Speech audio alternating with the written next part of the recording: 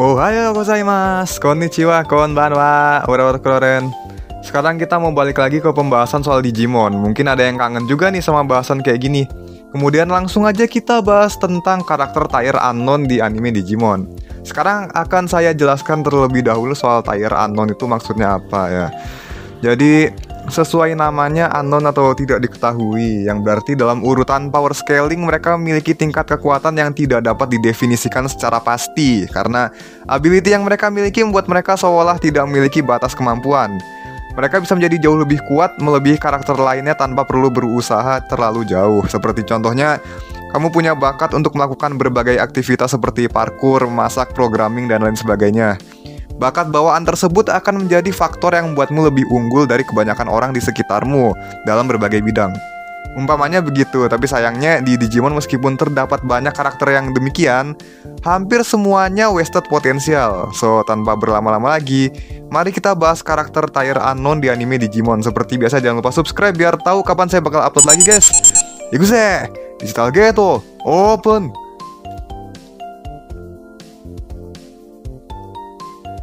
Magnamon ya. Anggota Royal Knights 1 ini merupakan evolusi Vimon dengan Digimental of Miracle, membuatnya menjadi salah satu atau satu-satunya anggota yang berlevel armor. Tapi karena ini Digimental keemasan yang spesial, membuatnya mendapatkan base power yang setingkat dengan Digimon Mega.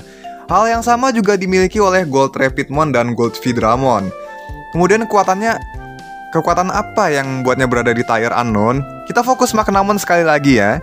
Sesuai namanya yaitu keajaiban, kekuatan Digimental ini akan membuatnya mampu menciptakan berbagai macam keajaiban dan dikatakan dia memiliki pertahanan terkuat di antara semua Royal Knights.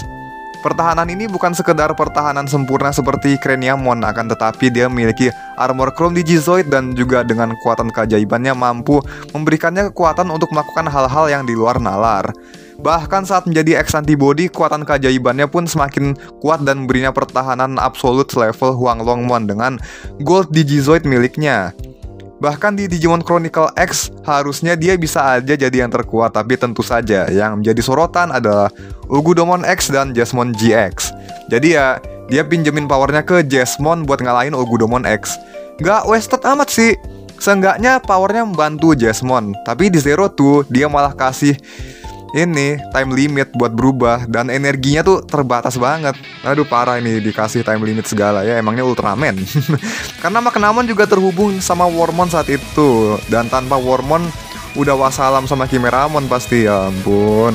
Kalau di movie-nya itu si Magnamon juga sama kayak gitu juga, cuman ini bedanya Digimentalnya disummon sama Seraphimon dan Polydramon ya. Paling itu doang sih bedanya. Nggak beda jauh sih. Next ada Shoutmon. Waduh, raja kami. Ini bisa dijelasin secara singkat dan padat. Pada dasarnya Shoutmon dan wujud Digicrossnya bersifat adaptif terhadap situasi. Tapi kita nggak akan fokus ke situ. Kita fokus ke kapabilitasnya aja, dimana si Shoutmon ini bisa terus-menerus bangkit dan tambah kuat kalau dia emosi. Bahkan abis luka parah pun dia bisa bangkit kalau dia emosi. Dan terakhir, ketika menggunakan wujud Cross 7 maupun superior modenya, kekuatannya bisa meningkat jauh. Superior modenya menggabungkan dirinya dengan seluruh Digimon di dunia digital. Walaupun di series, cuman ada beberapa Digimon. Tapi kalau konteksnya cuman semua Digimon yang ada sih, bisa aja kan dia pakai kekuatan Digimon baru lagi kalau spesies Digimon bertambah. Cuman belum terbukti aja gitu di sini. Kalau di manga sama anime, materialnya jauh beda.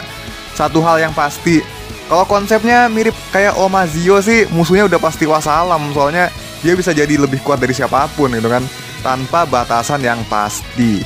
Untuk di seriesnya ini merupakan pencapaian terbaik sih, nggak bisa dibilang wasted potensial juga. Cuman sedikit kurang aja kalau nggak sampai semua spesies Digimon yang ada gitu selain di seriesnya. Ya menurut saya sih. Lagian materialnya semua Digimon baik juga kan kalau dilihat lagi teman-teman. Itu di anime banyak, bahkan ada Digimon yang atribut virus, yang jahat-jahat juga ada, tapi mereka dibikin tobat pakai kekuatan Code Crown. Nah ini yang bikin GG tuh, kekuatan Code Crown-nya itu bisa merekonstruksi ulang dunia semaunya dia, bahkan dunia manusia, dunia digital, dan itu kedua-duanya juga bisa disatuin dan dijadiin dunia yang baru menurut Bagramon ya. Cuman Shoutman nggak bakal sampai segitunya sih, dia cuman pengen merekonstruksi dunia digital jadi dunia yang indah aja gitu kan. Ya seperti itulah. Next, yang ketiga ada Digisoul dan Burst Mode. Nah ini dia nih, Digisoul dan Burst Mode sebenarnya menghadirkan konsep yang bagus dan konsisten sampai series Digimon Savers tamat, dimana ia merupakan kekuatan yang bangkit dari hati manusia, perwujudan emosi yang berubah menjadi kekuatan, dan dapat menarik perhatian Digimon kepada manusia yang memilikinya. Jadi alasan mengapa banyak Digimon tertarik ke dunia manusia karena merasakan emosi manusia yang tidak mereka miliki. Dan gak semua emosi itu baik. Nah ini konflik utama Digimon Savers. Digimon bisa berkembang tergantung emosi yang dia rasakan. Dan orang-orang yang memakai Digisoul untuk kebaikan ya para Dutch member. Digimon X juga sama, tapi di sini dibuat lebih detail daripada Savers. Sementara Savers ya pemahaman soal Digisoul dipelajari secara bertahap dan fokus untuk memperkuat Digimon aja dan revolusi gitu kan. Padahal kegunaannya sendiri itu lebih dari itu di Next. Namun di Savers dijelaskan kalau Digisoul memiliki potensi tidak terbatas yang nantinya dikenal dengan sebutan Burst Mode, di mana manusia akan tidak hanya mengisi Digisoul mereka pada Digimon, namun meledakannya hingga mereka berubah dan mengeluarkan kekuatan yang teramat besar. Namun jika diliputi emosi negatif, mereka akan berubah menjadi Ruin Mode dan mengamuk sampai hancurkan diri sendiri. Kekuatan Digisoul akan terus bertambah dan berkembang jika emosi manusia dan Digimon sinkron dan juga meningkat. Terutama Masaru yang bisa menyesuaikan daya serangnya dengan siapapun lawannya tanpa memakai Digisoul sekalipun. Walaupun dia bisa menghajar Digimon, dia nggak sampai menghabisi nyawa manusia karena hal tersebut. Bahkan mampu mewujudkan kejadian sakral ini nih kalau kalian inget ya. Setelah karakter utama mempelajari kegunaan Digisoul, mereka bisa memakainya kapanpun mereka mau, seperti Masaru yang memakai Digisoul untuk meningkatkan kekuatannya dan bisa menghabisi Belphemon lalu menghadapi pertahanan sempurna Craniamon. Tidak ada patokan pasti terhadap perkembangan Digisoul karena emosi manusia pasti akan selalu berkembang, yang mana ini akan berpengaruh pada kekuatan Digimon di Savers. So yes, mereka dapat dikategorikan ke tier unknown.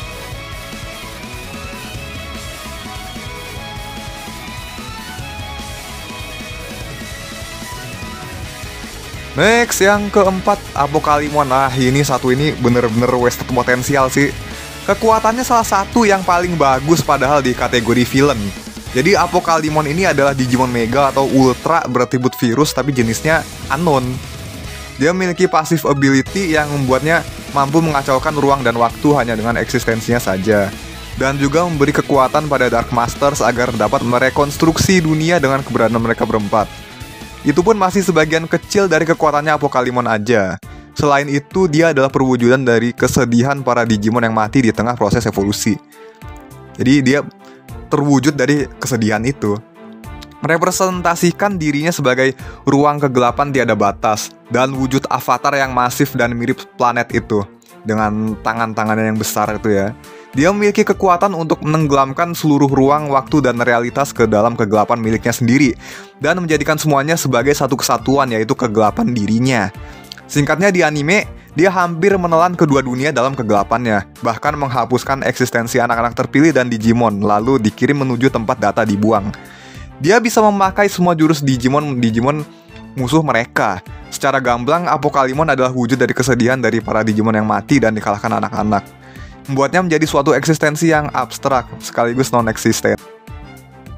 Bahkan seharusnya dia nggak mati selama masih ada kemungkinan kesedihan Digimon yang mati di tengah proses evolusi akan membentuk dirinya lagi.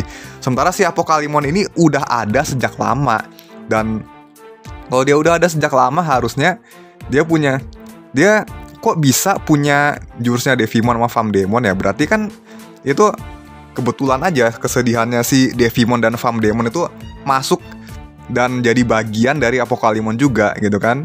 Jadi dia akan bertambah kuat terus kalau makin banyak musuh yang dihadapin sama anak-anak gitu.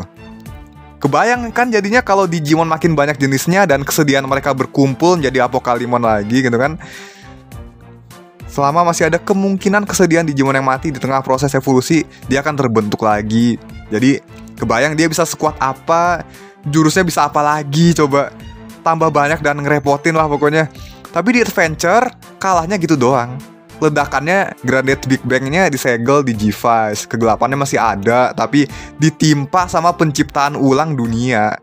Padahal di tempat lain kayak di opening Digital Card Battle sampai harus dihadang sama Omegamon dan Imperial Dramon.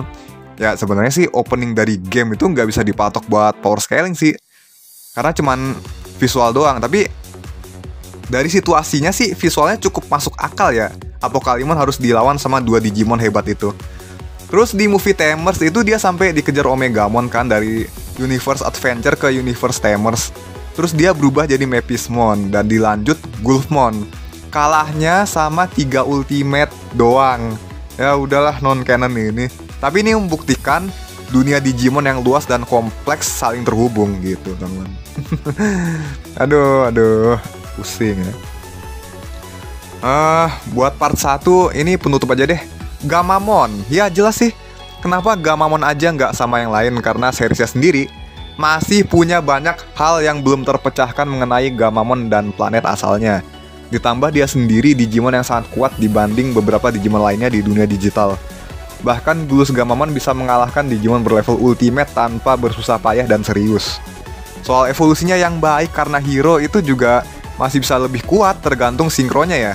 Bahkan tiap form championnya aja bisa mengimbangi Regulusmon yang setara dengan Megidramon sekalipun, menjadikan Siriusmon yang merupakan wujud meganya jadi Digimon terkuat milik mereka.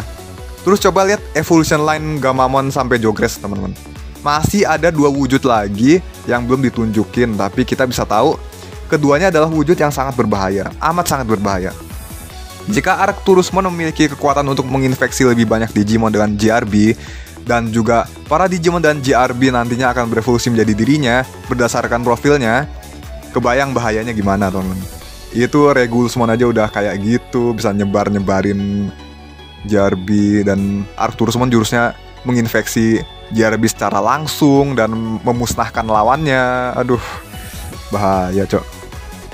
Kebayang bahayanya kalau seluruh dunia digital itu Digimonnya jadi dia semua gitu. Regulusmon aja udah ngeri banget kan, dengan tujuannya yang sebenarnya ingin menghabisi si musuh utamanya, yaitu si pembawa akhir, The Endbringer. Kemudian Proximamon yang hanya tercipta aja dari Jogress bisa menghancurkan dan menciptakan ulang seluruh dunia digital. Serangannya juga berdasarkan penghancuran dan penciptaan. Sesuatu yang mengerikan tapi nggak dibawa ke series. Ya kalau dibawa kan bisa jelas bakal seberbahaya apa. Dia bisa menjadi dewa penghancur sekaligus dewa pencipta. Hanya saja ya itu, belum terlihat secara pasti selain di reference book. Ini wasted potensial, tapi kalau kalian lihat beberapa video saya yang bahas Ghost Game, mungkin kalian akan setuju untuk nggak terlalu mempermasalahkan ini. Ini gara miskom Toei Bandai doang, cok. Digimon OP bisa disia-siain gini.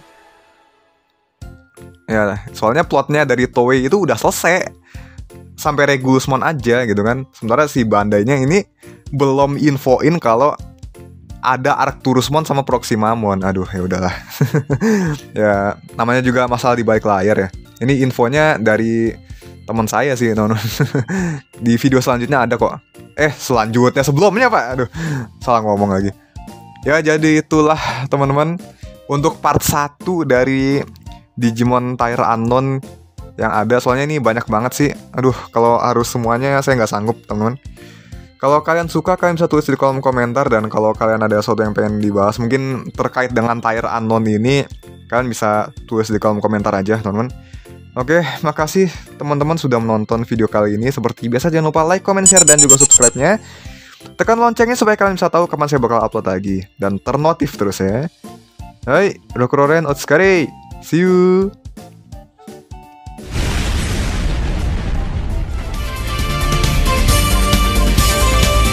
この番組はご覧のスポンサーの提供でお送り